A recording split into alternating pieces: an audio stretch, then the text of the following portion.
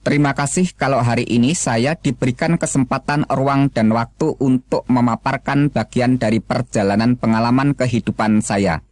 Namun jauh sebelumnya, terlebih dahulu saya panjatkan rasa hormat dan puji syukur kepada Tuhan yang Maha Pengasih dan Maha Penyayang. Karena hanya berkat rahmat, nikmat, dan hidayahnya saja, semuanya ini bisa saya sampaikan di hadapan saudara sekalian. Pada tahun 1989, saya masuk ke sebuah pondok pesantren mendalami ilmu syariat Islam. Kemudian pada tahun 1992, saya pindah di pondok Thariqah untuk memperdalam ilmu kerohanian. Terus tahun 1996, saya memperdalam ilmu kegaiban di salah satu pulau yang dikenal cukup rawan dan menyeramkan. Akhirnya pada tahun 1997, saya mendapat tugas mengemban misi untuk menciarkan agama Islam. Dan waktu itulah kami berambisi sekali untuk mengislamkan orang-orang Kristen. Kenapa sasaran kami tertuju kepada orang-orang Kristen? Sebab yang pertama, agama Kristen merupakan ancaman yang sangat membahayakan bagi kehidupan generasi Islam yang akan datang. Yang kedua, ajaran agama Kristen merupakan lawan bebuyutan yang terang-terangan bertentangan dan menjungkir balikan akidah iman orang Islam yang berasaskan ketauhidan atau keesaan Allah Subhanahu wa Ta'ala. Di manakah letak pertentangan dan di manakah letak kontradiksi pernyataan iman orang Islam dan iman orang Kristen? Saya ajak saudara-saudari yang terkasih untuk bersama-sama saya membaca dan membuka kitab Al-Quran supaya saya tidak dituding asal bunyi atau asbun. Pertentangan yang pertama, masalah dogma Trinitas atau Tritunggal, yaitu Allah Bapa, Allah Anak, Allah Roh Kudus. Hal ini dikecam keras oleh Al-Quran.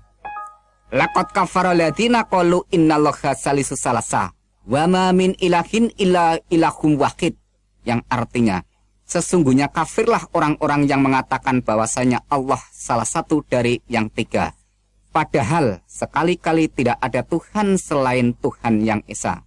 Quran Surat Al-Maidah ayat yang ke-73. Dengan demikian disebut kafir kalau ada orang yang mengatakan Allah itu tiga. Sebab iman orang Islam menegaskan bahwa Allah itu Esa. Qul huwallahu ahad. Katakanlah dialah Allah yang Maha Esa.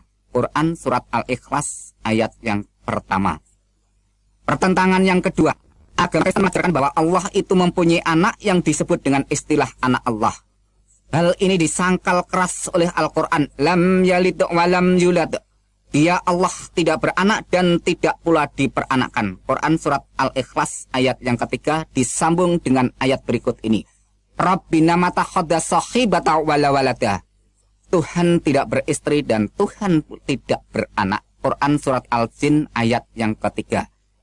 Pertentangan yang ketiga, Kristen menekankan bahwa Isa Al-Masih itu Allah atau Tuhan. Inilah yang sangat ditolak oleh seluruh lapisan umat Islam dari golongan orang yang paling awam sampai ke tingkat golongan orang cendekiawan. Sebab hal itu sangat dikecam oleh Al-Quran dengan keras dan tegas. Laqad kafara alladziina qalu innallaha wal masihu ibnu Maryam.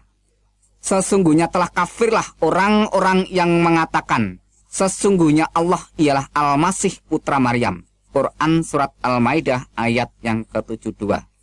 Pertentangan yang keempat, orang Kristen mengimani dan mempercayai bahwa Yesus atau Isa itu mati dibunuh. Hal ini juga disanggah dengan tegas oleh Al-Quran.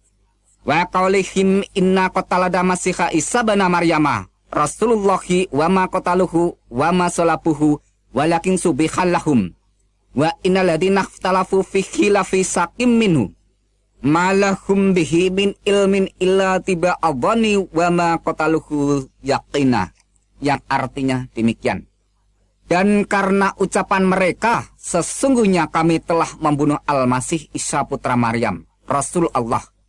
Padahal mereka tidak membunuhnya dan tidak menyalibnya, tetapi orang yang diserupakan dengan Isa bagi mereka.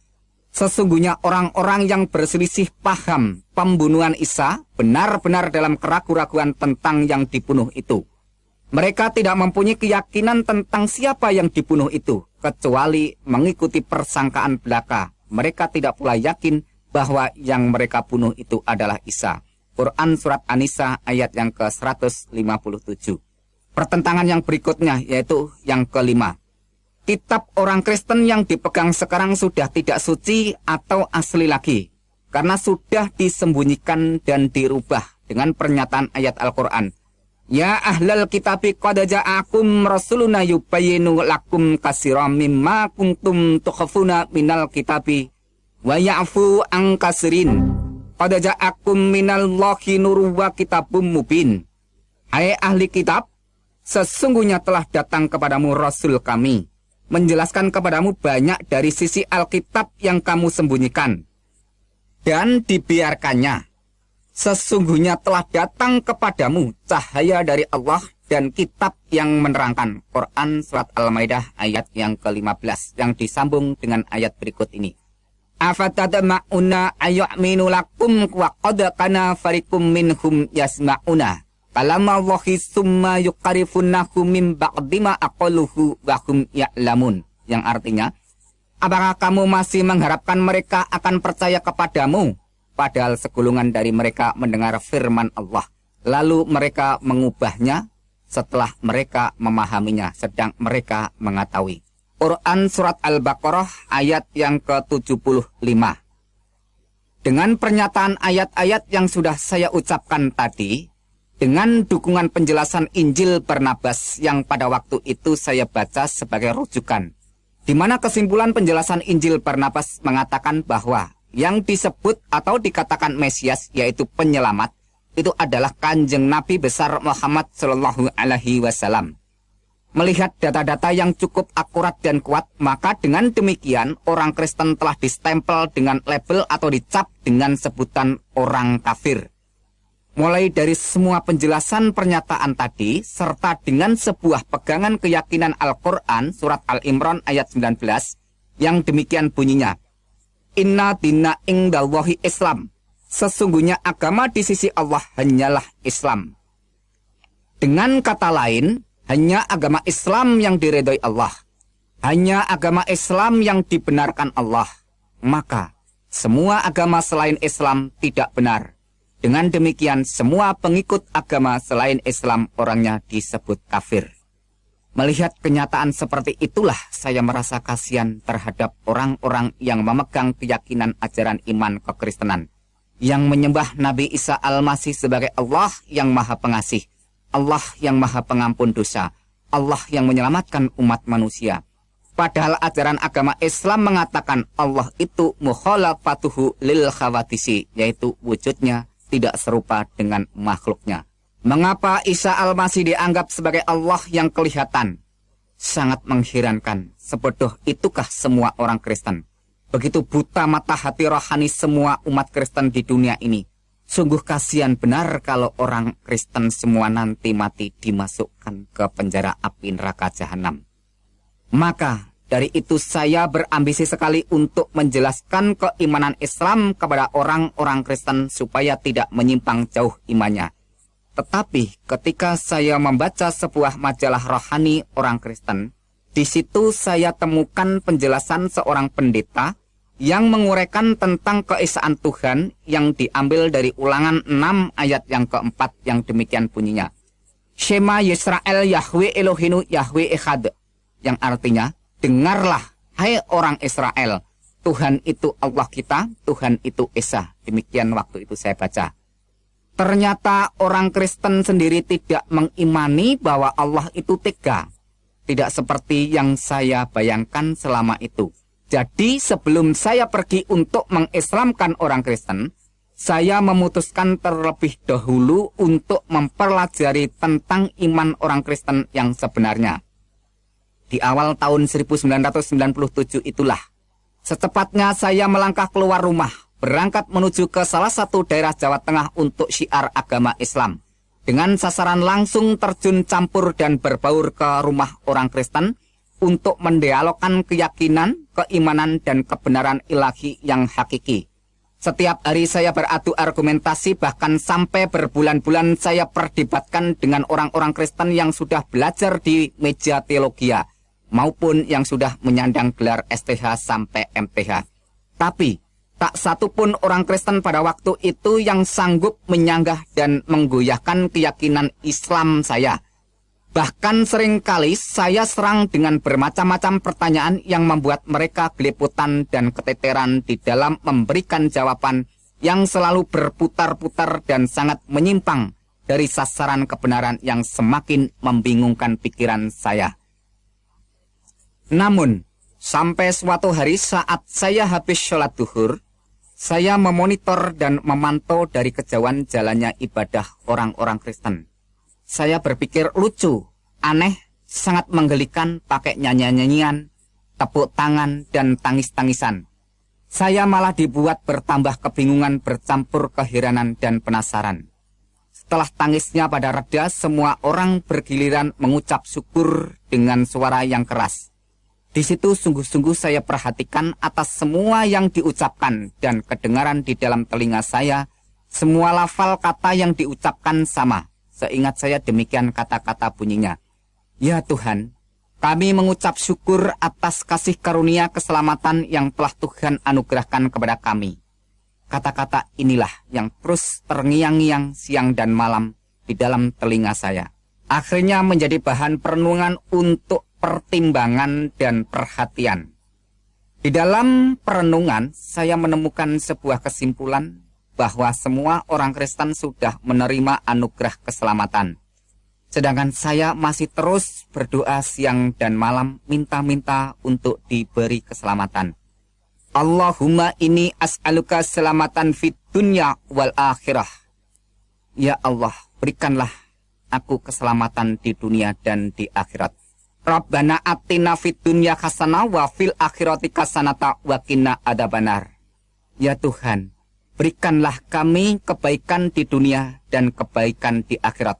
Wa qina adzabannar, dan jauhkanlah kami dari azab atau siksa neraka jahanam.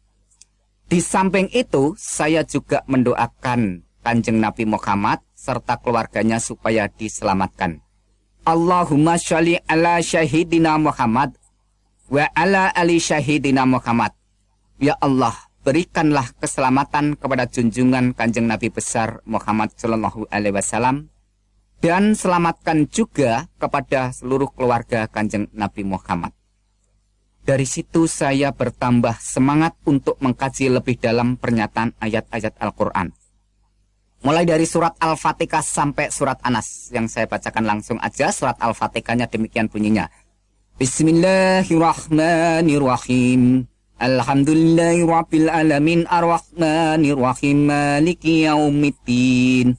Iyyaka na'budu wa iyyaka nasta'in ihdinas siratal mustaqim siratal ladzina an'amta 'alaihim ghairil maghdubi 'alaihim waladdallin. Itu bunyi Al-Fatihah. Demikian bunyi surat Anas. Bismillahirrahmanirrahim. Qul a'udzu birabbin nas malikin nas ilahin nas min syarril waswasil khannas alladzi waswisu fi sudurin nasi minal jinnati wan nas. Itu bunyi surat An-Nas. Nah, perlu saudara ketahui di mana penekanan surat Al-Fatihah terletak pada ayat yang kelima dan yang keenam, yang mana manusia diperintahkan untuk menyembah dan meminta pertolongan hanya kepada Allah saja, supaya manusia diberi hidayah atau petunjuk oleh Allah, jalan yang lurus. Iyyaka na'budu wa iyyaka nasta'in ihdinas siratal mustaqim. Iyyaka na'budu wa iyyaka nasta'in. Hanya kepadamulah kami menyembah dan hanya kepadamulah kami mohon pertolongan. Pertolongan apakah yang saya minta ini? Ihdinas siratal mustaqim. Tunjukilah kami ke jalan yang lurus.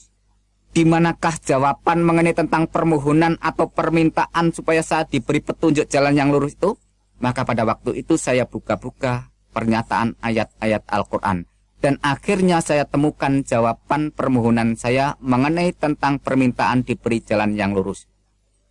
Wa innahu la'ilmu lisya'ati fala tantaruna biha wa tabi'uni hadha siratum mustaqim.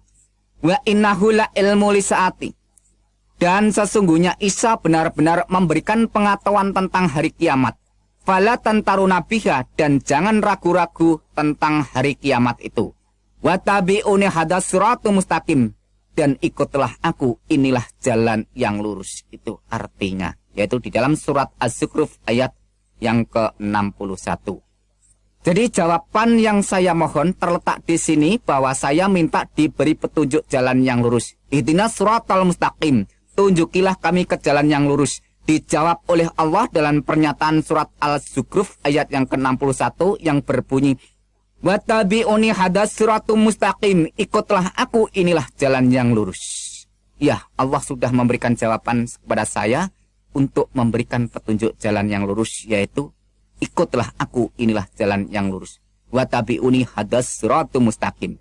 Tapi yang menjadikan suatu perenungan dan menjadikan suatu penekanan untuk saya pertimbangkan dalam pernyataan ayat ini, yaitu kata-kata wa innahu la ilmu lisya'ati. Dan sesungguhnya Isa itu benar-benar memberikan pengetahuan tentang hari kiamat. Sungguh ini menjadikan suatu perenungan bagi saya. Siapa sebenarnya Isa itu? Menurut laporan Al-Quran diterangkan bahwa Isa itu benar-benar memberi pengetahuan tentang hari kiamat. Padahal kalau menurut pernyataan surat Al-Luqman ayat yang ke-34 demikian bunyinya. Innallaha indahu ilmu lisya'ati wa nudazzilu ghais. Yang artinya sesungguhnya Allah hanya pada sisinya sajalah pengetahuan hari kiamat itu. Dengan kata lain bahwa pengetahuan tentang hari kiamat itu hanya Allah yang mengetahui. Dengan lain kata, hanya Allah yang tahu tentang hari kiamat. Tetapi mengapa Isa juga mengetahui tentang hari kiamat? Pada saat itu saya bertanya-tanya, lalu siapakah sebenarnya sosok manusia yang bernama Isa Al-Masih itu? Akhirnya terus saya buka-buka ayat Al-Quran, sebenarnya siapa Isa Al-Masih itu? Dan akhirnya saya temukan jawabannya dalam surat Al-Imran ayat yang ke-45 yang demikian bunyinya. Isqalatil malaikatu ya Maryamu innallaha yubasyiruki bi kalimatin min husmuhul masiku Isa banu Maryama wajihang fit dunya wal akhirah wa minal muqarrabin. Isqalatil malaikatu, ketika malaikat berkata kepada siapa? Ya Maryam, hai Maryam. Apa perkataannya malaikat ini kepada Maryam? Innallaha yubasyiruki. Sesungguhnya Allah memberikan kegembiraan dalam apa yang diberikan kepada Allah ini. Bi kalimatin minhus, dengan kalimat yang darinya. Minhusmuhul masihu Isa banu Maryama. Namanya Al-Masih Isa putra Maryam. Wajihang fit dunya wal akhirah, yang terkemuka di dunia dan di akhirat. Wa minal muqarrabin, dan yang terdekat dengan Tuhan. Wah, ini merupakan suatu perenungan tersendiri pada waktu itu. Di mana kalau saudara ketahui dan saya jelaskan bahwa yang menurut laporan malaikat ini memberikan pernyataan bahwa Maria diberi kabar kegembiraan oleh Allah. Dan apa bentuk kegembiraan itu? Yaitu bi kalimatin, yaitu dengan kalam, dengan firman atau dengan sabdanya Allah itu. Dengan kata lain bahwa Maria ini mendapat kabar gembira berupa kalamnya Allah. Maka saya renungkan pada waktu itu, kalau begitu yang dikandung Maria itu adalah kalamnya Allah, firmannya Allah. Maka dengan kata lain bahwa kalam yang ada di dalam gua Garbo maupun di dalam kandungan Maria yang menjadi manusia, lahir itulah yang disebut sebagai Mesias atau penyelamat. Dengan kata lain saya jelaskan sekalian bahwa kalam yang menjelma menjadi manusia atau kalam yang menjadi manusia itu melakukan karya penyelamatan, maka dia disebut Al-Masih. Karena dia sebagai penyelamat, maka dia disebut dengan kata lain terkemuka di dunia dan di akhirat. Itulah yang saya renungkan pada waktu itu. Akhirnya saya terus bertanya-tanya, sebenarnya siapakah Isa ini? Kalau menurut keterangan dan menurut pengakuan setiap orang percaya maupun orang yang beragama apa saja, bahwa hanya Allah lah yang mempunyai kedudukan kehormatan tertinggi di dunia dan di akhirat. Orang yang mempunyai kekuasaan terkemuka di dunia dan di akhirat itu hanya Allah. Tetapi kenapa Isa ini dinyatakan dan dilaporkan serta disaksikan bahwa Isa itu punya kedudukan terkemuka di dunia dan di akhirat? Padahal menurut pernyataan ayat Al-Quran yang jumlahnya ribuan itu, tidak ada seorang nabi pun atau rasul pun bahkan sampai malaikat pun dinyatakan oleh Al-Quran terkemuka di dunia dan di akhirat, kecuali hanya Isa Al-Masih putra Maryam. Siapakah sebenarnya Isa ini? Akhirnya saya buka-buka terus dan akhirnya saya temukan jawabannya di dalam surat An-Nisa ayat 171 yang saya ambil poinnya saja. Innamal masihu Isa bin Maryam Rasulullah wa kalimatu alqaha ila Maryam wa ruhu minhu, yang artinya sesungguhnya Al-Masih Isa putra Maryam itu adalah utusan Allah dan kalimatnya yang disampaikan kepada Maryam dan roh darinya. Di sini ada kata-kata sesungguhnya Al-Masih Isa putra Maryam itu adalah utusan Allah. Pengertian utusan Allah setelah saya renungkan dengan penerangan firman Tuhan, maka kata utusan ini adalah kalam yang menjadi manusia atau firman yang menjadi manusia melakukan karya penyelamatan, menyelamatkan umat manusia, maka itu disebut istilah utusan. Maka dengan kata lain bahwa firman yang menjadi manusia melakukan karya penyelamatan atau penebusan atau pembebasan supaya manusia itu tidak masuk neraka, maka dia disebut utusan Allah. Dengan kata lain bahwa pribadi sosok oknum Isa Al-Masih itulah yang dijadikan alat oleh Allah untuk melakukan karya penyelamatan. Maka dengan demikian Isa disebut utusan Allah. Dan di situ diterangkan juga bahwa dia adalah kalamnya atau kalimat Allah dan roh dari Allah itu sendiri. Maka kalau kita renungkan dengan dalam-dalam bahwa Isa Al-Masih yang ada di dalam kandungan Maryam itu adalah rohnya Allah atau kalamnya Allah. Jadi bukan hasil hubungan dari siapapun, melainkan langsung dinyatakan oleh Al-Quran bahwa Isa itu adalah kalamnya Allah dan rohnya Allah. Kalau kita lihat lebih dalam bahwa semua manusia mulai dari Adam dan sampai sekarang dan seterusnya, bahwa semuanya itu dijadikan dari tanah atau bahasa Arabnya syol-syol. Maka lain dengan pernyataan Al-Quran mengenai tentang Isa Al-Masih ini, yaitu terjadi atau muncul dengan pernyataan kalam maupun rohnya Allah. Maka dengan demikian terus saya renungkan lebih dalam. Dari situ bisa saya simpulkan bahwa ayat di atas tadi yang saya bacakan menyatakan bahwa Isa Al-Masih itu utusan Allah. Isa Al-Masih itu firman Allah. Isa Al-Masih itu roh Allah. Ayat itu juga didukung hadis Sahih Bukhari nomor 1496 dan hadis Anas bin Malik halaman 72 yang demikian bunyinya. Isa fa'inahu Rasulullah wa kalimatuh. Isa itu sesungguhnya roh Allah dan kalam Allah. Wah, Isa itu adalah roh Allah dan kalam Allah. Ini merupakan suatu kesaksian seseorang yang tidak bisa diragukan karena yang bersaksi, yang menyatakan dan menerangkan ini adalah Kanjeng Nabi Muhammad SAW itu sendiri. Oleh sebab itu terus saya renung-renungkan. Dan di samping itu, saya juga membaca pernyataan hadis Sahih Muslim dan hadis Sahih Bukhari yang mengatakan demikian. Waladi nafsi biadihi la yusikana ayang dilafiku mubanu Maryam hakam mamuksiton. Demi Allah yang jiwaku di tangannya, kata Muhammad. Sesungguhnya telah dekat masanya Isa anak Maryam akan turun di tengah-tengah kamu. Dia akan menjadi hakam mamuksiton, akan menjadi hakim yang tegak atau hakim yang adil atau hakim yang lurus.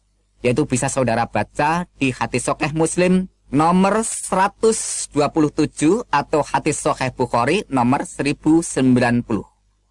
Kembali timbul sebuah pertanyaan lagi di dalam hati saya pada waktu itu.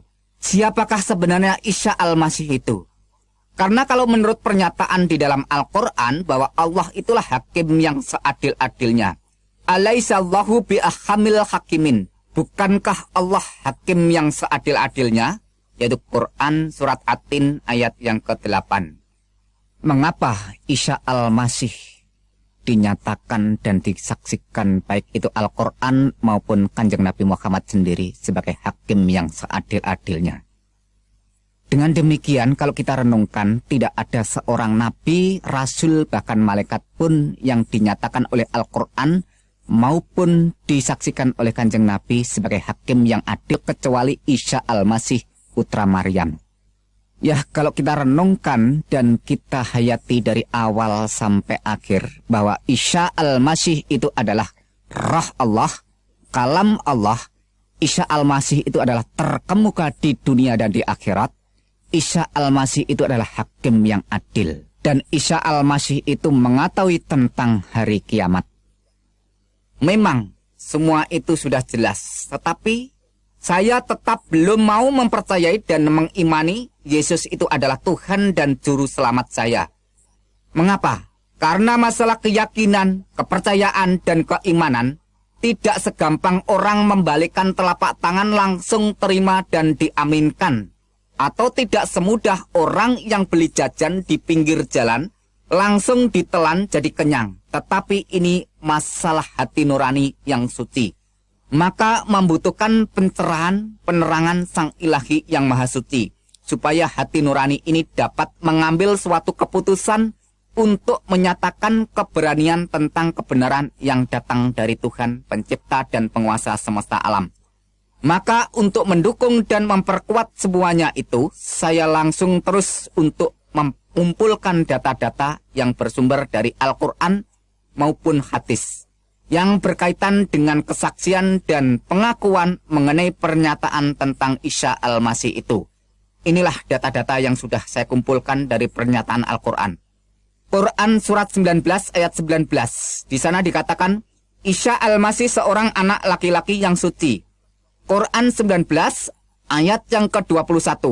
Di sana dikatakan, Isa Al-Masih sebagai tanda bagi manusia dan rahmat dari Tuhan.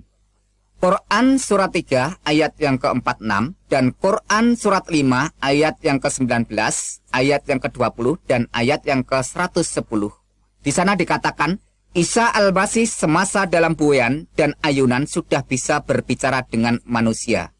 Quran surat 19 ayat yang ke-31, di sana dilaporkan Isa Al-Masih seorang yang diberkati Allah di mana saja berada. Quran surat 3 ayat yang ke-49 dan Quran surat 5 ayat yang ke-110, di sana diterangkan bahwa Isa membuat burung, menyembuhkan orang buta sejak lahir, menyembuhkan penyakit sopak atau lepra atau kusta, dan menghidupkan orang mati. Wah, ini luar biasa, perlu saudara renungkan. Dan data berikutnya, Quran surat 3 ayat yang ke-45, Isa adalah kalam Allah, terkemuka di dunia dan di akhirat. Quran surat 4 ayat 171, Isa Al-Masih utusan Allah, kalam Allah dan roh Allah. Quran surat 21 ayat yang ke-91 dikatakan, Isa dan ibunya dijadikan tanda yang besar bagi semesta alam. Dan data-data hadis yang saya kumpulkan, yaitu hadis Sahih Bukhari nomor 1496. Di sana diterangkan, Isa itu utusan Allah, kalam Allah, roh Allah.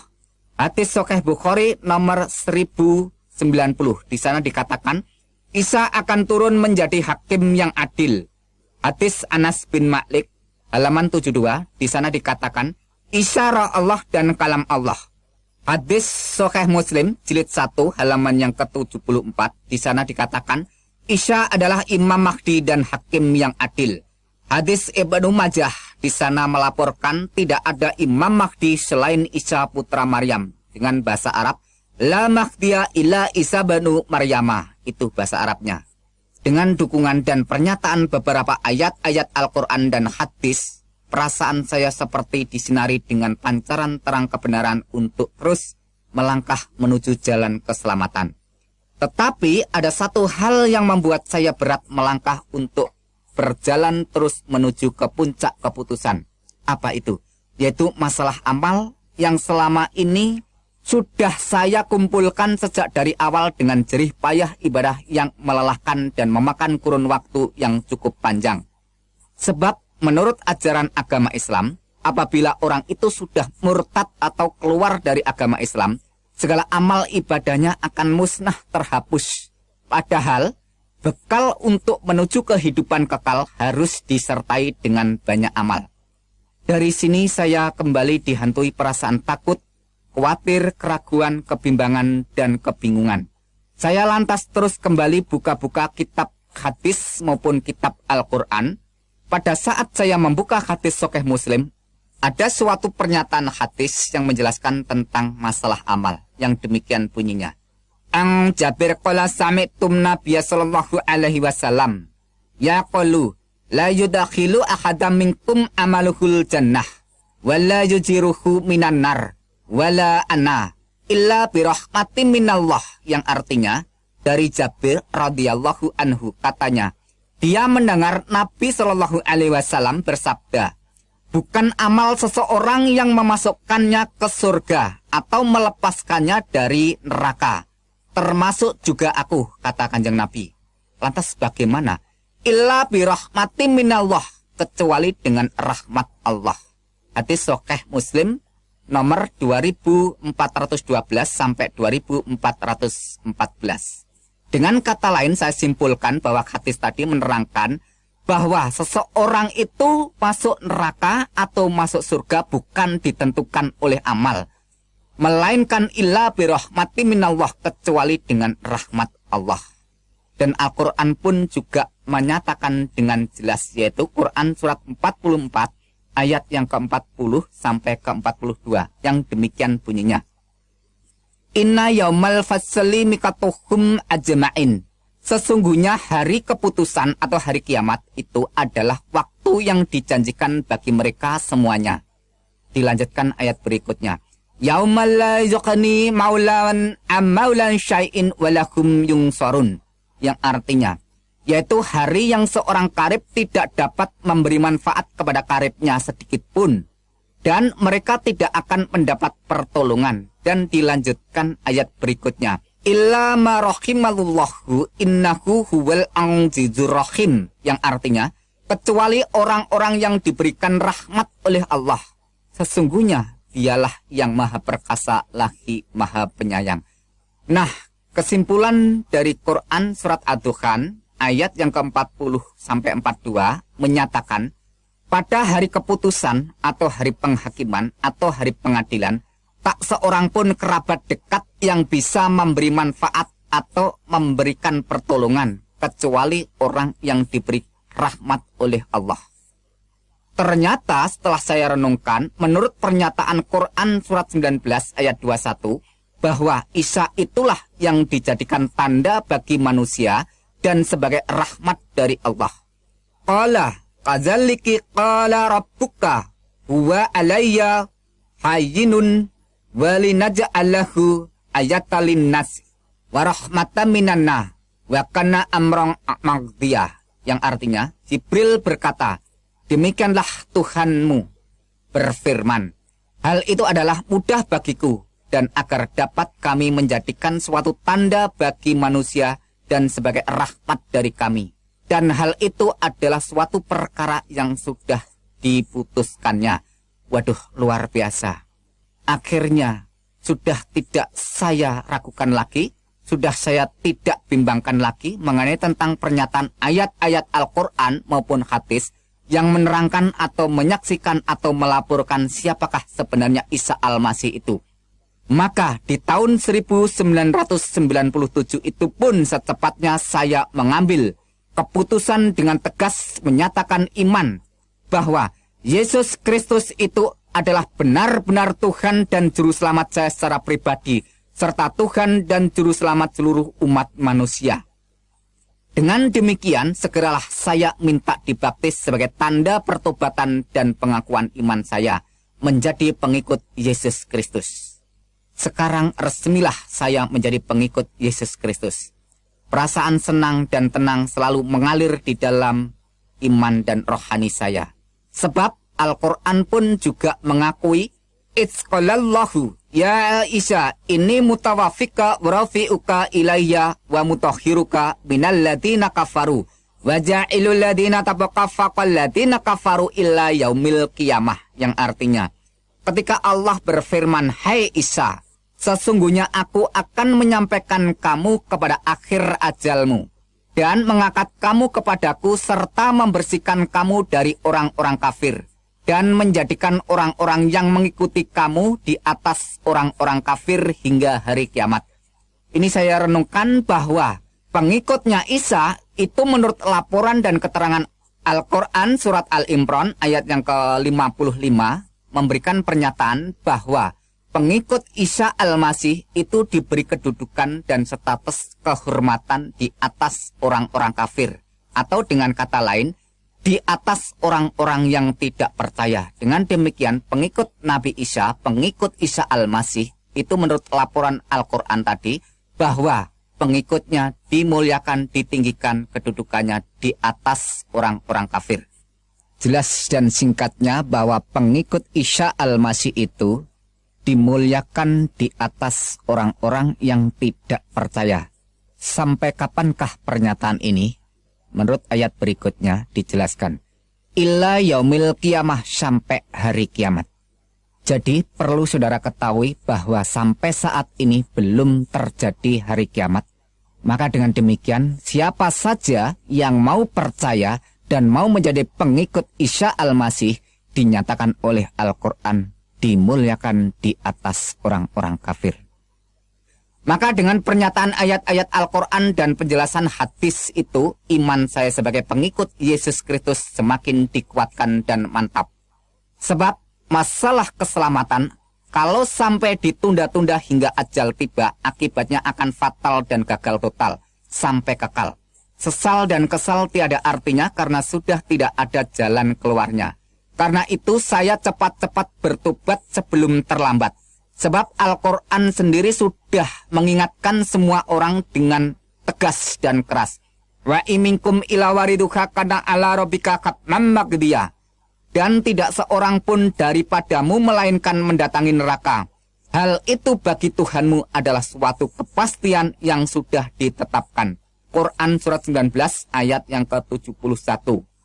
Bisa saudara baca di dalam tafsir Al-Azhar oleh Profesor Dr. Hamka.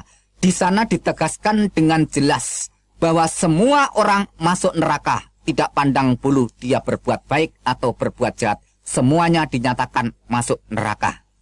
Nah, kenapa semua orang masuk neraka? Karena ada ayat Al-Quran yang berbunyi demikian. Innahu mayati rabbahu mujrimang fa innalahu jahannam la yamutu fiha wala yahya. Yang artinya, sesungguhnya barang siapa datang kepada Tuhannya dalam keadaan berdosa, maka sesungguhnya baginya neraka jahanam. Ia tidak mati di dalamnya dan tidak hidup. Yaitu Quran surat 20 ayat yang ke-74. Nah, dengan kata lain bahwa setiap orang itu kalau ada dosa menghadap Tuhan, maka baginya adalah neraka jahanam. Di sana tidak diterangkan dosa besar atau kecil, berat atau ringan, asal manusia itu sudah berbuat dosa, maka akibatnya adalah neraka jahanam kalau sampai datang di hadapan Tuhan. Setelah saya pelajari di dalam Alkitab bahwa Yesus itu mati untuk menanggung dosa umat manusia. Dan di situ setelah 3 hari bangkit kembali. Maka dengan demikian Yesus Kristus memberikan pernyataan, man amana wa atamada khalas wa ma lam yu'miyudan. Barang siapa yang percaya dan dibaptis diselamatkan. Tetapi barang siapa yang tidak percaya akan dihukum. Jadi jelasnya bahwa Yesus mati itu untuk menebus dosa umat manusia. Tetapi yang menjadikan suatu perenungan bahwa selama itu saya tidak mengakui kalau Isa atau Yesus itu mati. Namun setelah saya renungkan kembali dalam pernyataan Al-Quran bahwa Isa itu benar-benar lahir, benar-benar mati, dan benar-benar bangkit.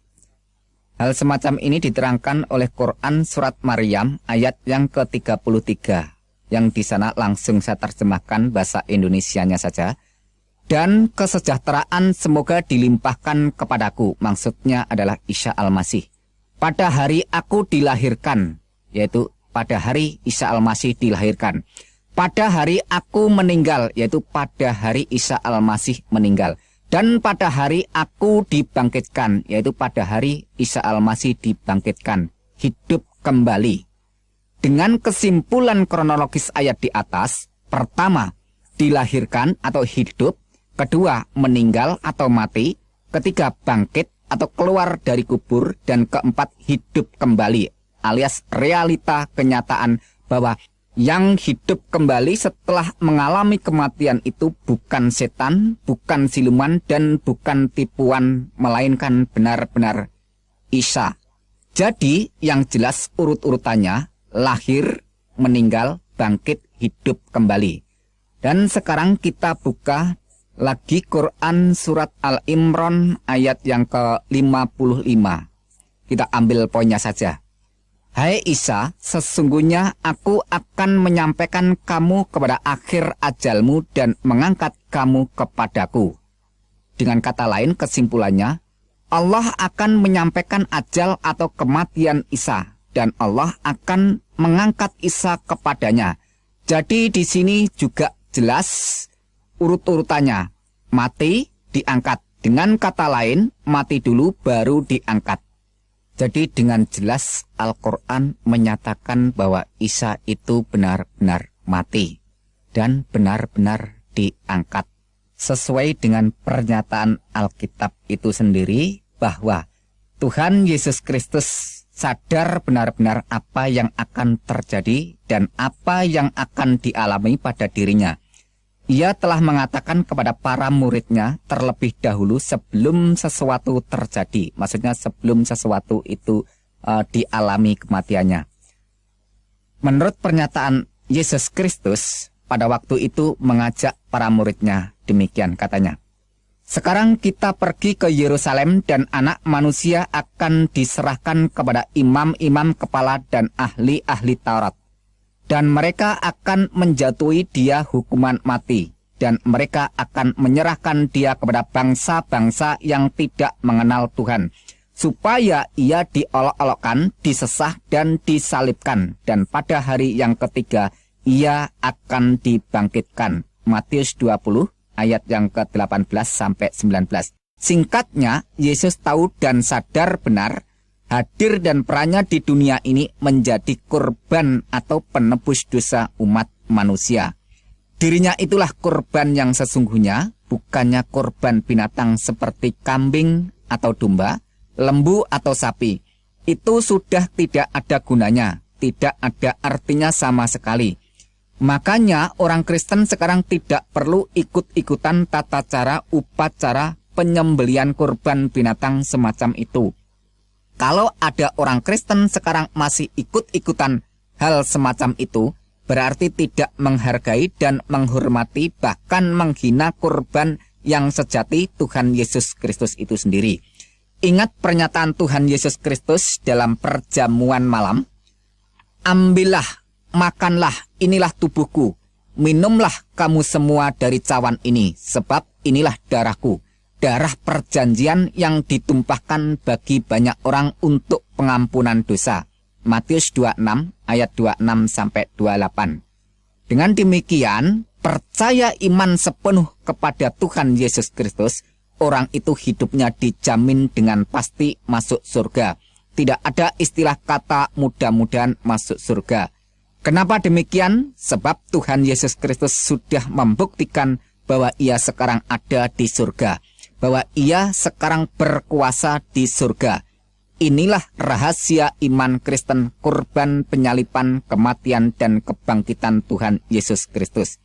Kalau Yesus Kristus tidak bangkit hidup kembali, imannya orang Kristen mubazir sia-sia. Sebab mengimani pribadi dan ajarannya tapi tidak membuktikan apa-apa. Mengajar kebangkitan tapi dia sendiri tidak bangkit. Mengajar atau menawarkan orang masuk surga, dia sendiri tidak membuktikan naik ke surga. Kalau begitu, tidak ada bedanya dengan pemimpin-pemimpin agama lain. Tapi, syukurlah, semuanya itu telah dibuktikan dengan nyata oleh Yesus Kristus Tuhan dan Juru Selamat kita. Sebab, yang sangat penting telah kusampaikan kepadamu, yaitu apa yang telah kuterima sendiri bahwa Kristus telah mati karena dosa-dosa kita, sesuai dengan kitab suci. Sekarang bagaimana? Apakah saudara masih tidak percaya bahwa Yesus Kristus itu Tuhan?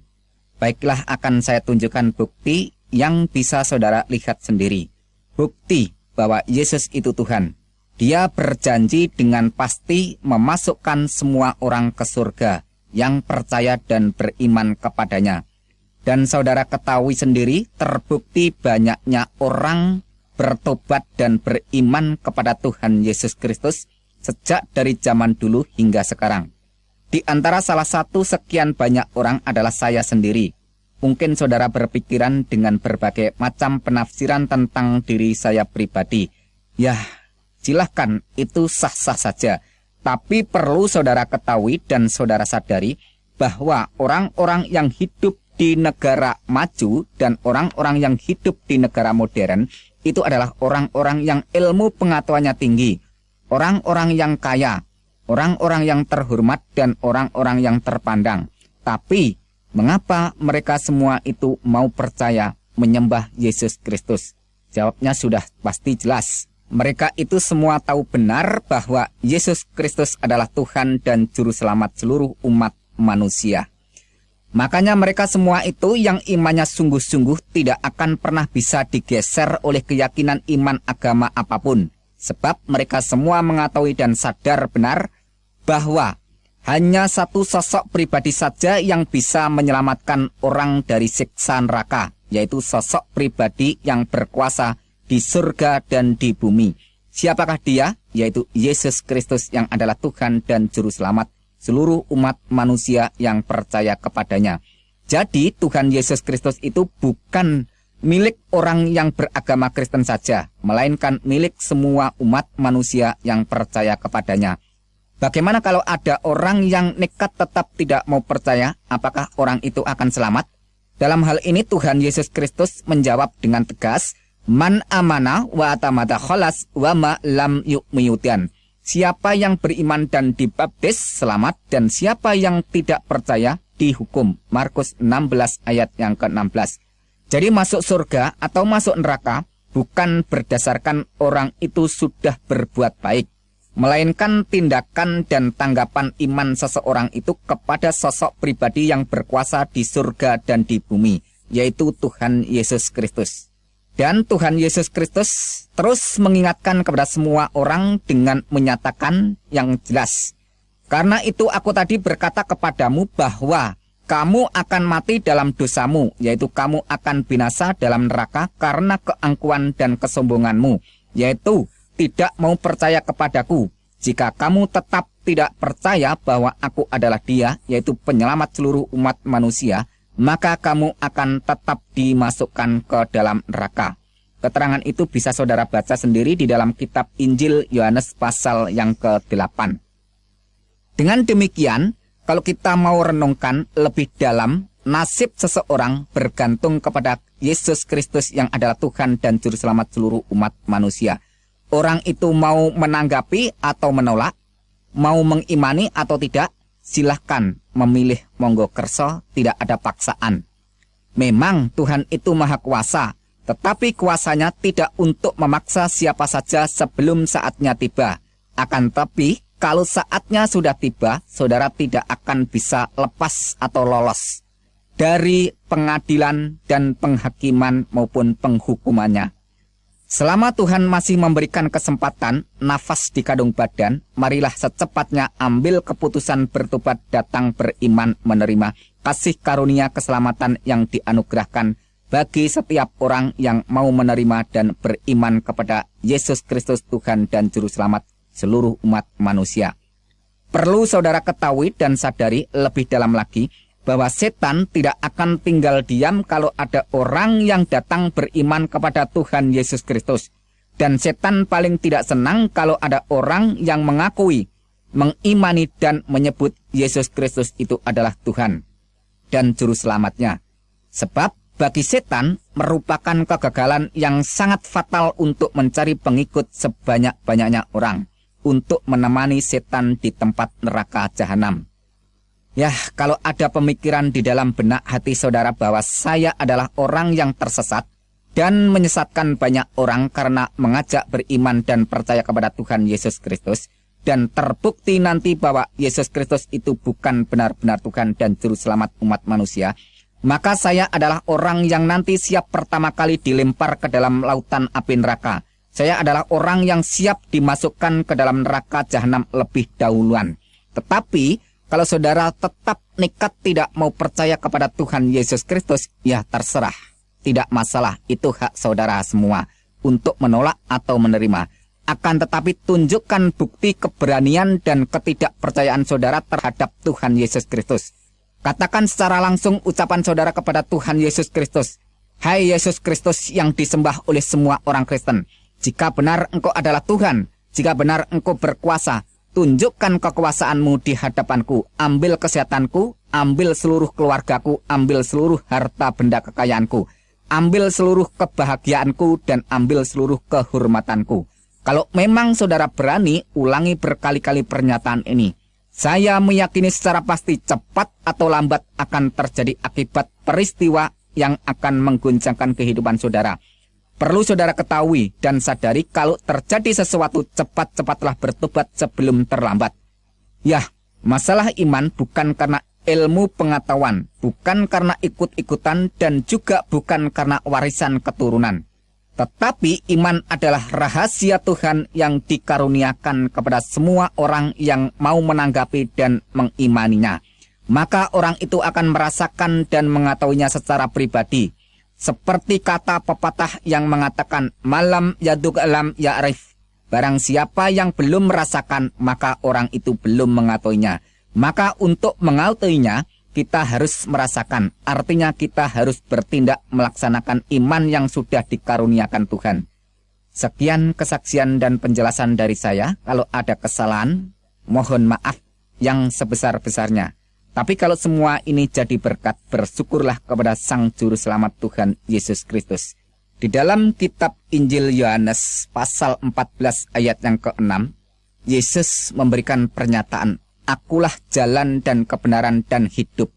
Tidak seorang pun datang kepada Bapa kalau tidak melalui aku. Dan tidak ada nama lain di bawah kolong langit ini selain nama Yesus Kristus yang bisa menyelamatkan umat manusia. Maka dengan pernyataan ini secara tegas bahwa Yesus itulah Sang Juru Selamat, jadi tidak perlu didoakan supaya dia selamat.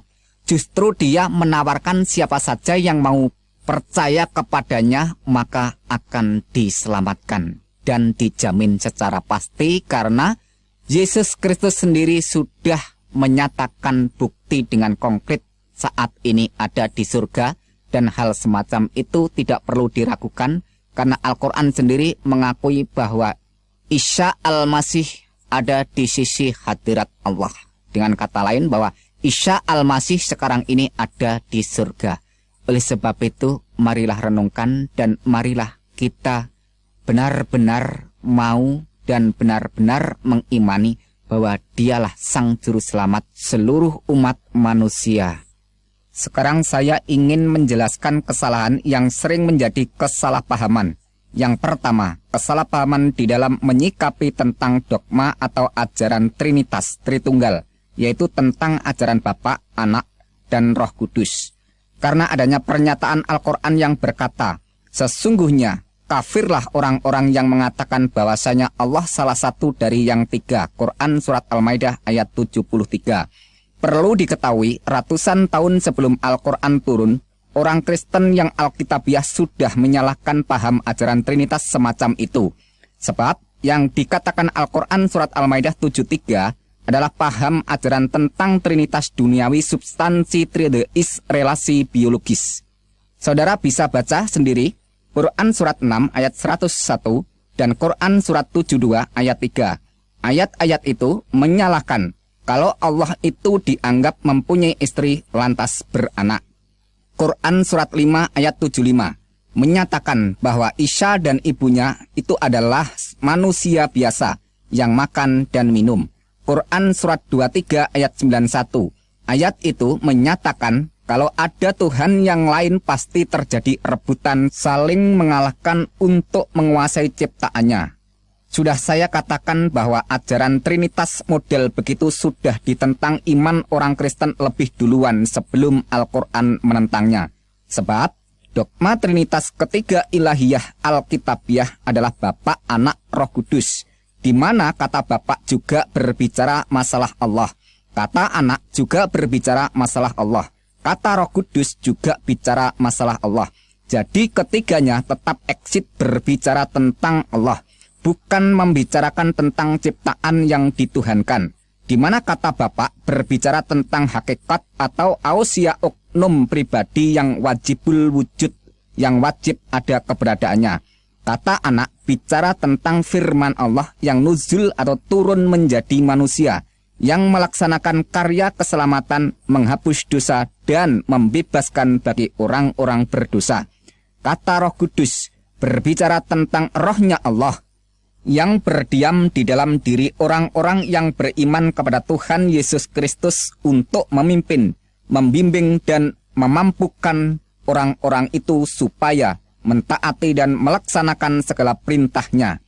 Apakah kalau ada orang yang beriman tentang ketiga hal semacam itu dikatakan syirik, musyrik, atau kafir?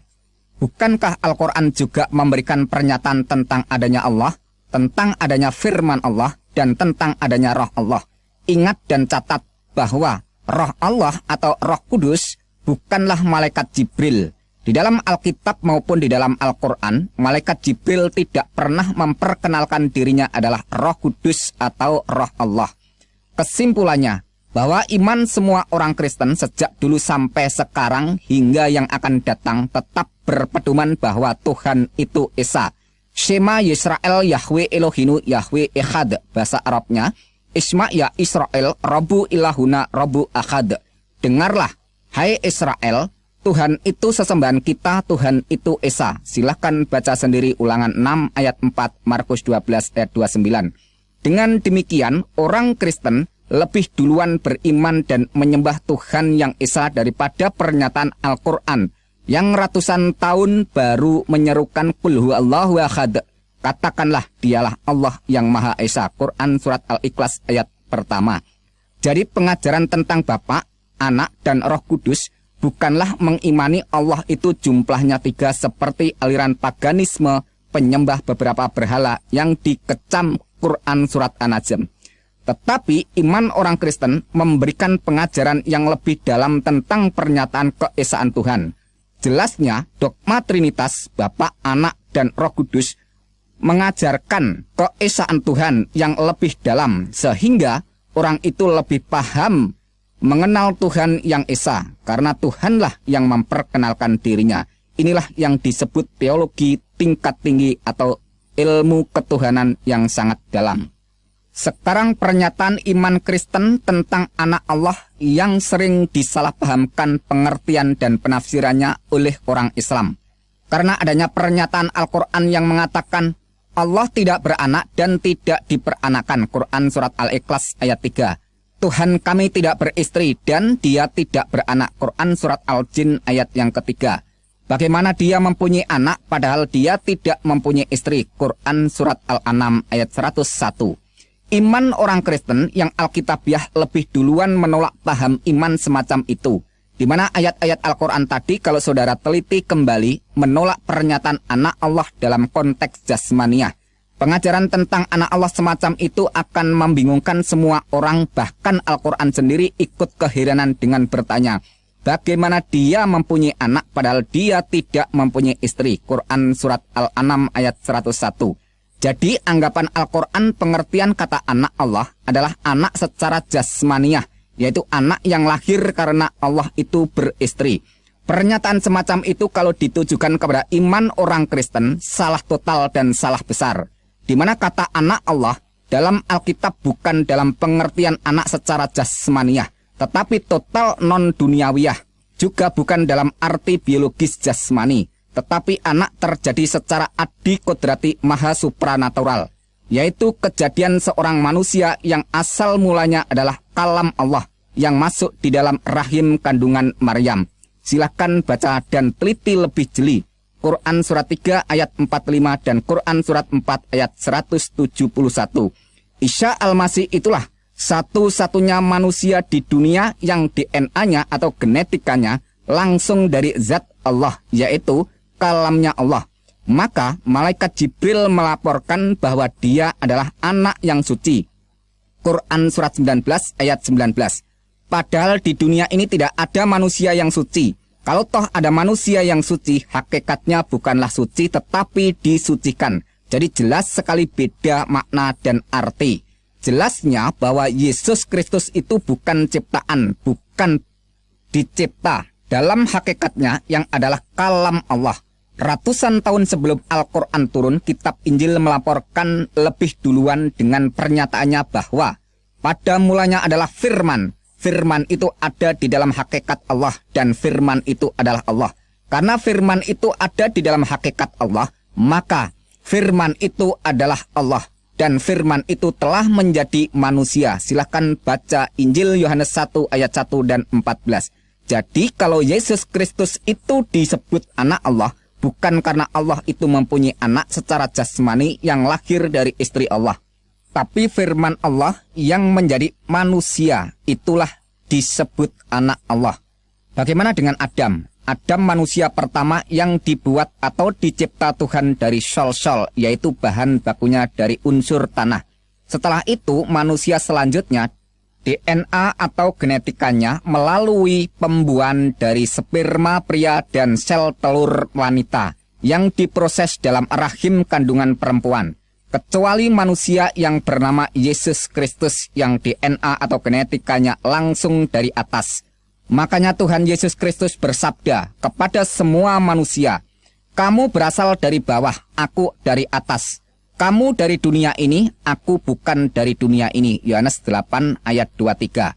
Oleh sebab dia bukan dari dunia ini, melainkan dari atas, maka pada waktu dia meninggal, badan wadaknya tidak tertinggal di bumi. Tepat sekali apa yang dikatakan kitab Yohanes 13 ayat yang ketiga, bahwa ia datang dari Tuhan dan kembali lagi kepada Tuhan. Sekarang jawaban tentang pernyataan Al-Quran yang mengatakan, sesungguhnya telah kafirlah orang-orang yang berkata, Allah ialah Al-Masih Isa putra Maryam. Pernyataan semacam ini kita harus tahu terlebih dahulu duduk permasalahan kata Allah dan kata Tuhan. Kata Allah berbicara masalah ilahiyah, hakikat atau ausia oknumnya, yaitu zat wajibul wujud, yang wajib ada keberadaannya. Sedangkan kata Tuhan berbicara masalah rububiyah, yaitu kekuasaan atau kuasa sang penguasa. Jadi kalau Yesus dikatakan Allah, itu mengacu pra keberadaannya atau sebelum keberadaannya menjadi manusia yang hakikat sebenarnya adalah firman. Karena dia itu hakikat yang sebenarnya adalah firman, maka sifatnya mukhallafatuhu lil khawadisi, yaitu tidak serupa dengan makhluk atau ciptaan. Kalau dia bukan ciptaan, lantas dia itu siapa? Dia adalah firman Allah yang menjadi manusia. Pada mulanya adalah firman. Firman itu di dalam hakikat Allah dan firman itu adalah Allah. Ingat dan catat bahwa firman itu adalah Allah. Lantas pernyataan ayat berikutnya menerangkan bahwa firman itu telah menjadi manusia. Yohanes 1 ayat 1 dan 14. Dan Quran surat 3 ayat 45, Quran surat 4 ayat 171, Al-Masih Isa putra Maryam itu adalah kalam Allah. Bahkan Rasulullah Muhammad SAW memberikan kesaksian bahwa Isa itu sesungguhnya roh Allah dan kalam Allah. Bisa saudara baca sendiri hadis Anas bin Malik dan hadis Sahih Bukhari 1496. Jadi jelas sekali baik Alkitab, Al-Quran dan hadis, ketiganya menyatakan bahwa Yesus Kristus atau Isa Al-Masih sebelum menjadi manusia adalah kalam Allah. Sedangkan menurut kitab Injil Yohanes 1 ayat 1, firman Allah itu adalah Allah. Dan Yohanes 1 ayat 14 menerangkan bahwa firman itu telah menjadi manusia. Jadi Yesus Kristus disebut Allah karena dia adalah firman Allah. Sekarang kata Tuhan. Tuhan adalah kuasa atau kekuasaan sang penguasa. Seperti kalimat ini, Allahu Rabbul Alamin, artinya Allah Tuhan alam semesta atau Allah adalah penguasa alam semesta. Jadi kata Tuhan itu berasal dari kata Rabb yang artinya penguasa. Sekarang hubungkan dengan pengakuan dan pernyataan Yesus Kristus. Kepadaku telah diberikan segala kuasa di surga dan di bumi. Jelasnya Yesus Kristus berkata, aku berkuasa di dunia dan di akhirat. Dan Al-Quran sendiri melaporkan bahwa Al-Masih Isa putra Maryam seorang terkemuka di dunia dan di akhirat. Quran surat 3 ayat 45. Dan Al-Quran banyak sekali melaporkan tentang kekuasaan Isa Al-Masih, di antaranya memberitahu tentang hari kiamat, menghidupkan orang mati, membuat burung dari tanah, menyembuhkan bermacam-macam penyakit yang parah. Dan masih banyak sekali Al-Quran melaporkan kuasa Isa yang melebihi seluruh para nabi dan seluruh para rasul mana saja. Silakan saudara baca, cek sendiri di dalam pernyataan ayat-ayat Al-Quran yang jumlahnya ribuan itu. Jadi yang disangkal Quran surat Al-Maidah ayat 72, wujud kemanusiaannya Isa Al-Masih, yaitu anak Maryam. Sebab Allah itu bukan anak Maryam. Allah itu ada sebelum segala sesuatu ada. Tepat sekali bahwa Tuhan Yesus Kristus sendiri juga berkata, aku adalah yang awal dan yang akhir. Jelasnya, segala sesuatu belum ada, Yesus Kristus sudah ada. Dan segala sesuatu tidak ada, Tuhan Yesus Kristus tetap ada. Karena dia itu sang maha ada, asyar hayah, dan yang mengadakan segala sesuatu yang tidak ada menjadi ada. Maka dia berhak disembah dan wajib disembah. Kalau tidak malah berdosa. Sekarang masalah Alkitab yang sering dituding sudah tidak asli lagi karena sudah dirubah. Yang berdasarkan keterangan Quran surat 3 ayat 78, Quran surat 4 ayat 46, Quran surat 5 ayat 13, Quran surat 5 ayat 15, Quran surat 3 ayat 71, Quran surat 2 ayat 75, dan Quran surat 2 ayat 41 dan 42. Silakan saudara baca dan teliti sendiri bahwa semua yang dikecam dan disalahkan Al-Quran bukan kitabnya, melainkan orang-orangnya yang tidak setia melaksanakan ajaran Alkitab, bahkan sering mengajarkannya dengan kepalsuan dan kebohongan. Jelasnya, yang disalahkan Al-Quran bukan Alkitabnya, melainkan para pelakunya atau orang-orangnya. Sebab semasa Rasulullah Muhammad SAW masih hidup, tidak pernah mempermasalahkan Alkitab yang sudah beredar di zaman itu. Dan juga tidak pernah melarang, menegur, dan mencegah siapa saja yang membaca Alkitab. Bahkan Al-Quran sendiri memerintahkan Alkitab itu dibawa dan dibaca. Quran surat 3 ayat 93. Pertanyaannya, kalau Alkitab itu sudah dirubah, mengapa Al-Quran malah menyuruh orang membawa dan membacanya? Seharusnya kan Alkitab itu jangan dibawa dan dibaca karena sudah dirubah. Kalau Alkitab itu sudah dirubah, kenapa Allah masih menyuruh Muhammad bertanya kepada orang-orang yang membaca Alkitab? Quran surat 10 ayat 94. Logikanya mestinya Allah harus melarang Muhammad jangan bertanya kepada mereka supaya tidak disesatkan karena kitabnya sudah dirubah. Pada saat Muhammad kembali ragu-ragu menerima Al-Quran, Allah juga menggunakan standar dasar Alkitab sebagai petunjuk dari Allah bagi Bani Israel. Quran surat 32 ayat 23. Dengan demikian, Allah masih mengakui kebenaran Alkitab secara sah. Bahkan banyak ayat-ayat Al-Quran menerangkan bahwa kitab Taurat dan kitab Injil itu dibenarkan oleh Allah. Quran surat 2 ayat 41, 89, 91, 101, 136. Quran surat 3 ayat 3, Quran surat 4 ayat 136, Quran surat 5 ayat 43, 44, 46, 47, 48, 68. Quran surat 6 ayat 92, Quran surat 10 ayat 73, Quran surat 43 ayat 4, dan Quran surat 26 ayat 196. Kalau Alkitab itu sudah dirubah, mengapa Allah masih tetap menyuruh Muhammad untuk mengimani Alkitab? Quran surat 29 ayat 46. Pertanyaannya, mengapa Allah masih tetap menyuruh Muhammad untuk mengimani Alkitab? Buat apa kitab yang sudah dirubah itu diimani? Bahkan Allah mengatakan kepada ahli kitab, tidak dipandang beragama sedikit pun hingga menegakkan ajaran Taurat dan Injil. Quran surat 5 ayat 68. Pertanyaannya, kitab Taurat dan Injil kan sudah dirubah. Mengapa masih harus ditegakkan? seharusnya kan Al-Quran saja yang diperintahkan untuk ditegakkan.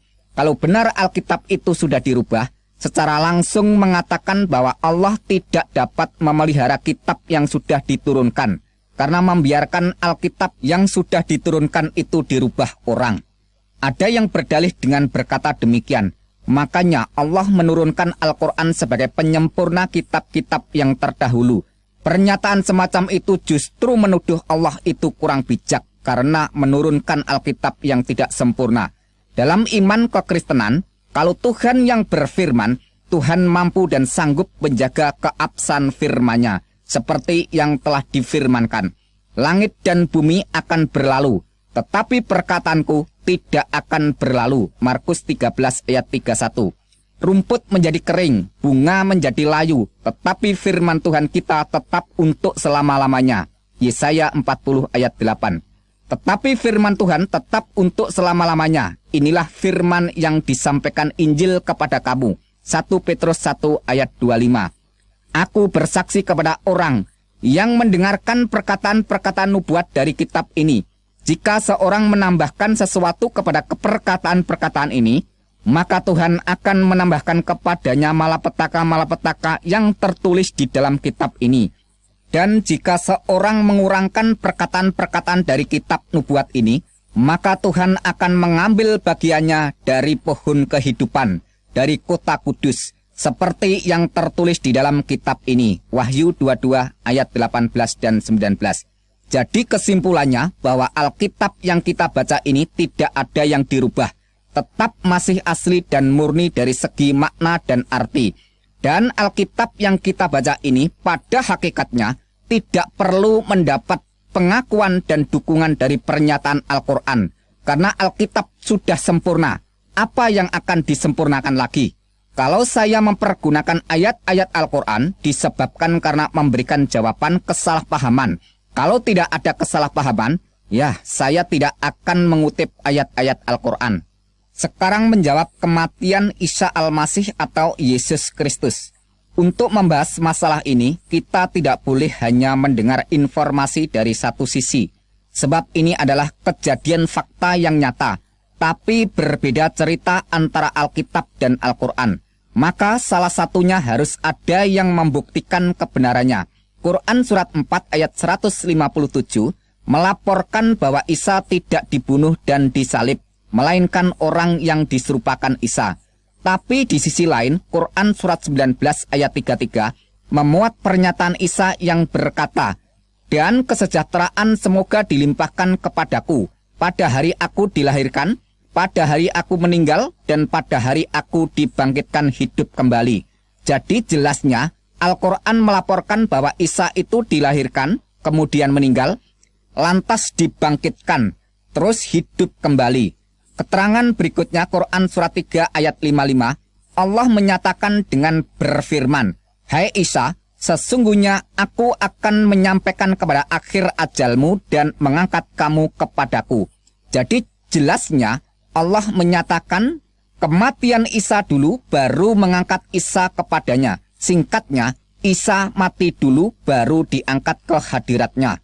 Tapi mengapa Quran surat 4 ayat 157 itu mengatakan bahwa Isa tidak dibunuh dan disalib? Lantas ayat 158 mengatakan, "Tetapi Allah telah mengangkat Isa kepadanya." Sekarang renungkan pelan-pelan. Dulu Al-Quran mengatakan Isa itu lahir, kemudian meninggal, lantas dibangkitkan, terus hidup kembali. Dan Allah sendiri menyatakan Isa itu mati dulu, baru diangkat kepadanya. Tapi tiba-tiba muncul keterangan yang bertentangan bahwa Isa tidak mati, tetapi diangkat Allah. Pertanyaannya, kenapa Allah membiarkan berjuta-juta orang salah paham sampai 600 tahun kemudian baru diinformasikan bahwa yang mati itu bukan Isa melainkan orang lain yang diserupakan Isa? Kenapa Tuhan yang Maha Suci jauh dari dusta sifatnya berubah demikian? Membiarkan orang tertipu sampai waktu sekian panjang lamanya. Kalau yang mati itu bukan Isa, melainkan orang lain yang diserupakan Isa, pertanyaannya, siapakah orang yang diserupakan Isa itu? Siapakah nama orang yang diserupakan Isa itu? Apakah yang mati itu tidak berkata bahwa dia bukan Isa? Dari keluarga siapakah orang yang diserupakan Isa itu? Dari asal daerah manakah orang yang diserupakan Isa itu? Apakah seluruh keluarganya tidak menerangkan bahwa yang disalib itu bukan Isa melainkan keluarganya? Bagaimana para tetangga dan teman-temannya apa juga ikut bungkam? Tahukah apa penyebabnya Isa Al-Masih itu dituntut hukuman mati dengan jalan disalib? Apakah karena menciarkan atau mendakwahkan ajarannya? Oh, tidak sama sekali. Melainkan pernyataan dan pengakuannya yang mengatakan bahwa kedudukan dirinya sederajat atau sama dengan Allah. Bagi semua orang, pernyataan semacam itu dianggap menghujat Allah. Dan hukumnya harus dibunuh mati. Sekarang bagaimana keterangan dari Alkitab tentang kematian Yesus Kristus? Menurut pernyataan dari Alkitab, semua orang mengakui bahwa yang mati di salib itu benar-benar Yesus Kristus. Dan Tuhan Yesus Kristus sendiri mengakui bahwa dirinya telah mati tapi hidup kembali. Kata Tuhan Yesus Kristus, "Jangan takut, aku adalah yang awal dan yang akhir dan yang hidup. Aku telah mati, namun lihatlah, aku hidup sampai selama-lamanya." Wahyu pasal 1 ayat 17 dan 18. Coba sekarang renungkan yang bersangkutan sendiri mengakui, tapi orang lain tidak mau mengakui. Ini namanya lucu sekali. Kematian Tuhan Yesus Kristus yang sangat terpenting adalah untuk menebus, menghapus, dan mengampuni dosa umat manusia. Sejak waktu itu, Yesus mulai menyatakan kepada para murid-muridnya bahwa ia harus pergi ke Yerusalem dan menanggung banyak penderitaan. Dan pihak tua-tua, imam-imam kepala dan ahli-ahli Taurat lalu dibunuh dan dibangkitkan pada hari ketiga. Matius 16 ayat 21. Dan Tuhan Yesus kembali mengulangi lagi pernyataannya itu di hadapan para murid-muridnya, serta mengajak mereka pergi ke Yerusalem. Sabdanya, "Sekarang kita pergi ke Yerusalem, dan anak manusia akan diserahkan kepada imam-imam kepala dan ahli-ahli Taurat, dan mereka akan menjatuhi dia hukuman mati, dan mereka akan menyerahkan dia kepada bangsa-bangsa yang tidak mengenal Tuhan, supaya ia diolok-olokkan, disesah dan disalibkan, dan pada hari yang ketiga ia akan dibangkitkan." Matius pasal 20 ayat 18 dan 19. Setelah sampai di kota Yerusalem, saatnya tiba makan malam. Ketika itu Tuhan Yesus Kristus mengambil roti dan cawan atau tempat minuman. Sambil menyodorkan makanan dan minuman, Tuhan Yesus Kristus berkata kepada para muridnya, "Ambillah, makanlah, inilah tubuhku. Minumlah kamu semua dari cawan ini, sebab ini adalah darahku, darah perjanjian yang ditumpahkan bagi banyak orang untuk pengampunan dosa." Matius pasal 26 ayat 26 sampai 28. Kesimpulannya bahwa Tuhan Yesus Kristus benar-benar mati untuk mengampuni dosa orang banyak. Firman Tuhan selanjutnya menyatakan, "Sebab jika kamu mengaku dengan mulutmu bahwa Yesus adalah Tuhan dan percaya dalam hatimu bahwa Tuhan telah membangkitkan dia dari antara orang mati, maka kamu akan diselamatkan. Karena dengan hati orang percaya dan dibenarkan, dan dengan mulut orang mengaku diselamatkan." Roma 10 ayat 9 dan 10. Tentang dialah semua nabi bersaksi bahwa barang siapa percaya kepadanya, ia akan mendapat pengampunan dosa oleh karena percaya kepada Tuhan Yesus Kristus. Kisah Para Rasul pasal 10 ayat 43. Dan di dalam Al-Quran surat Ali Imran ayat 55, Allah juga memberikan kesaksian tentang pengikut Isa Al-Masih yang demikian sebagian bunyinya. "Waja'ilul ladhina tabaka fokal ladhina kafaru illa yaumil qiyamah," yang artinya, "Dan menjadikan orang-orang yang mengikuti kamu," yaitu Isa, "di atas orang-orang kafir hingga hari kiamat." Oh, luar biasa, jelas sekali bahwa Allah memberikan status kedudukan para pengikut Isa di atas orang-orang kafir, atau memberikan kedudukan, kehormatan yang mulia di atas orang-orang yang tidak percaya. Sampai kapankah pernyataan itu berlaku? Ila yaumil qiyamah, sampai hari kiamat. Sedangkan hari kiamat sampai saat ini belum tiba. Wah, ini kesempatan yang sangat terbuka bagi siapa saja yang mau percaya. Makanya kami lihat wajah orang-orang Kristen itu pada ceria dan bahagia, penuh kelimpahan berkat rahmat dunia akhirat. Itulah kunci rahasia bagi siapa saja yang mau percaya. Sekarang masalah kitab palsu Injil Barnabas. Yang perlu saudara ketahui terlebih dahulu, siapakah orang yang bernama Barnabas itu? Barnabas adalah seorang keturunan suku Lewi yang berasal dari Pulau Siprus. Dia menggabungkan diri dengan para rasul setelah Tuhan Yesus Kristus naik ke surga. Kisah para Rasul 4 ayat 36 dan 37.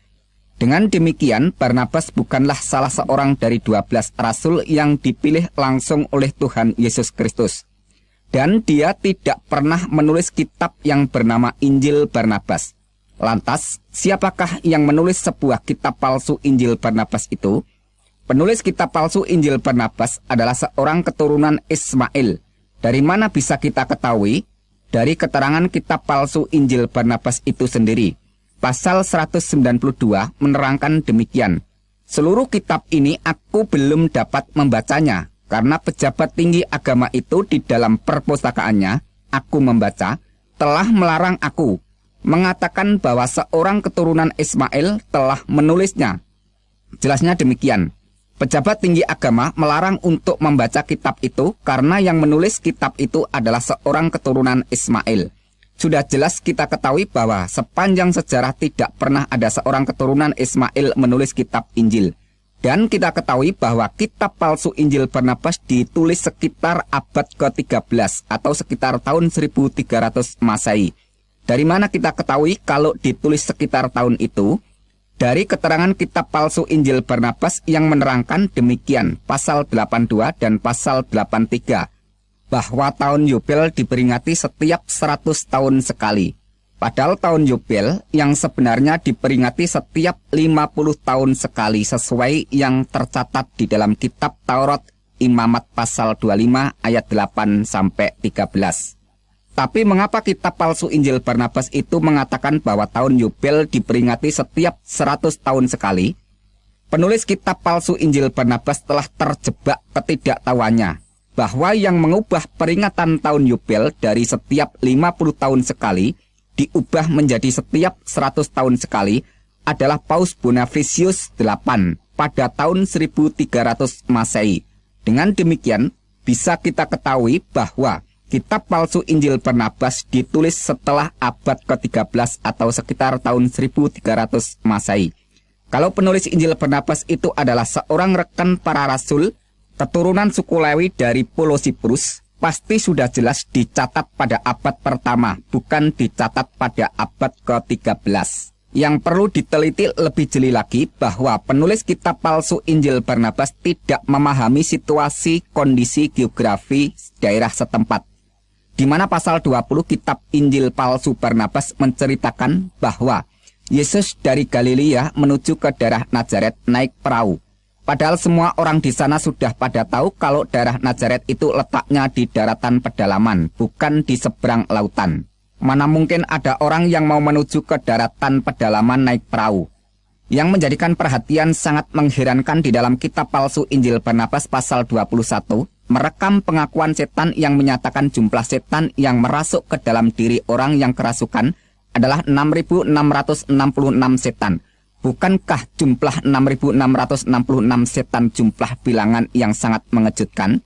Keterangan di dalam kitab palsu Injil Barnabas pasal 42, pasal 43, pasal 83, pasal 97, dan pasal 163 menerangkan bahwa Yesus menolak kalau dirinya dikatakan Mesias atau Al-Masih.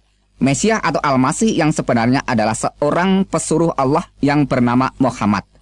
Pernyataan kitab palsu Injil Barnabas itu sangat bertentangan dengan keterangan Al-Quran yang mengatakan bahwa Al-Masih adalah Isa putra Maryam. Quran surat 3 ayat 45 dan Quran surat 4 ayat 171. Sekarang pertanyaannya, siapakah sebenarnya yang disebut Al-Masih di dalam Al-Quran? Yang benar keterangan dari Alkitab palsu Injil Barnabas atau keterangan dari Al-Quran? Sebab menurut kitab palsu Injil Barnabas yang dikatakan Al-Masih adalah Muhammad. Sedangkan menurut pernyataan Al-Quran, Al-Masih itu adalah Isa putra Maryam. Apakah keterangan kitab palsu Injil Barnabas yang tidak selaras dengan pernyataan Al-Quran itu masih tetap dipertahankan untuk dijadikan pegangan kebenaran? Sekarang masalah pernyataan Al-Quran yang mengatakan inna dina indallahil Islam, yang artinya sesungguhnya agama di sisi Allah hanyalah Islam. Dengan kata lain, sesungguhnya agama yang diridhoi di sisi Allah hanyalah Islam. Saya katakan pernyataan itu sah dan benar untuk imannya orang-orang yang beragama Islam. Tapi pertanyaannya, apakah kalau sudah beragama Islam pasti masuk surga? Bagi kami orang-orang Kristen, tujuan imannya bukanlah mencari agama yang benar, tapi tujuan iman orang Kristen adalah keselamatan jiwa. Dan keselamatan itu sudah dikaruniakan Tuhan Yesus Kristus. Dalam firman-Nya mengatakan, Behasikem et taklit imunatekem et yeswat nafsu tekem, yang artinya, karena kamu telah mencapai tujuan imanmu, yaitu keselamatan jiwamu. 1 Petrus 1 ayat 9. Jadi tujuan iman orang Kristen bukan mencari agama yang benar, tetapi keselamatan jiwa. Karena hakikat kebenaran hanya terdapat pada Sang Maha Benar. Dalam sabdanya Tuhan Yesus Kristus berkata, Akulah jalan dan kebenaran dan hidup. Tidak ada seorang pun yang datang ke surga kalau tidak melalui aku. Jelasnya, tidak ada yang bisa datang ke surga melalui agama apa saja, kecuali melalui Sang Penguasa surga, yaitu Yesus Kristus. Dan di seluruh alam jagat raya ini, tidak ada yang dapat selamat dari hukuman neraka, kecuali diselamatkan oleh Sang Maha Penyelamat, yaitu Tuhan Yesus Kristus. Demikianlah keterangan dari saya. Apabila di dalam saya menguraikan segala sesuatu pernyataan baik itu melalui Al-Quran maupun melalui hadis dan Alkitab, apabila ada suatu kesalahan, saya mohon maaf yang sebesar-besarnya. Tetapi kalau semuanya ini menjadi berkat, mengucap syukurlah kepada Sang Juru Selamat, yaitu Tuhan Yesus Kristus. Baruch haba beshem Adonai Yeshua Hamasyah. Diberkatilah orang yang datang dalam nama Tuhan Yesus Kristus. Haleluya. Amin.